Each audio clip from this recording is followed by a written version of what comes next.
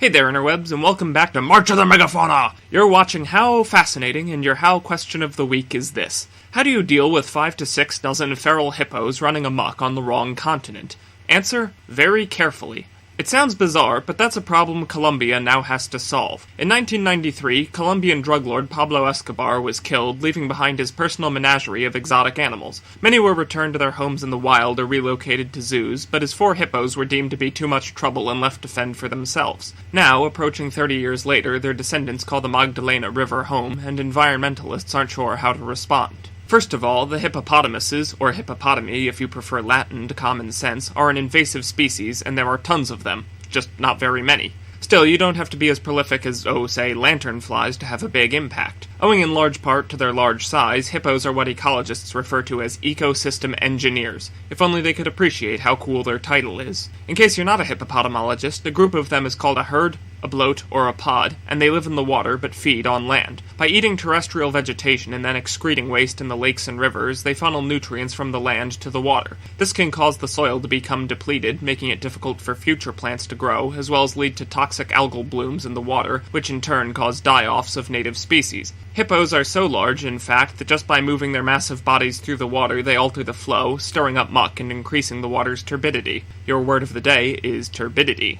Changes in the water chemistry make fish more vulnerable to predators, and the hippos are likely to displace local species like otters and manatees if allowed to go unchecked. They also pose a theoretical threat to the local human population, being large, territorial, and aggressive, although no known attacks have occurred yet.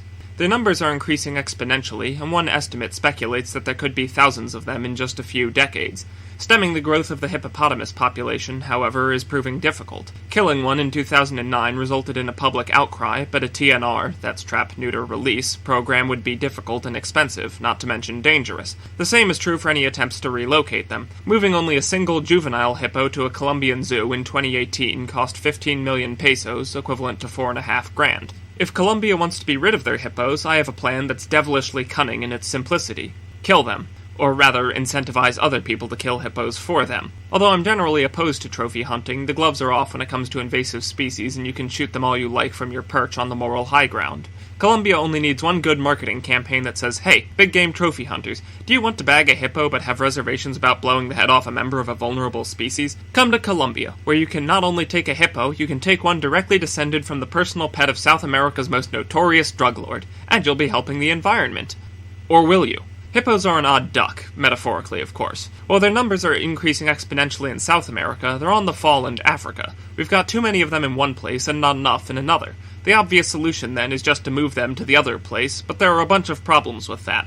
First of all, it'd be very expensive and also dangerous. Numerically, hippos are the deadliest animals in Africa, even if the ones in question aren't actually in Africa.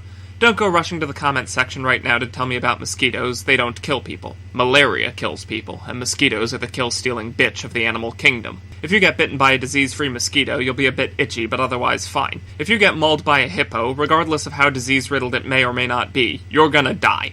There's also no guarantee we'd ever remove all of them. We don't know how many there are at present, and if we don't get them all, then they can always make a comeback. It's currently estimated that there are about 65 to 80 individuals, and that range of uncertainty alone is roughly 4 times the size of the initial breeding population. You see, invasive species are like a biological gray goose scenario. Once you introduce something that can self-replicate into a complex system, it's nigh impossible to take it back out again. In the words of Mr. Spock regarding tribbles, you have, so to speak, removed the cork from the bottle and allowed the genie to escape.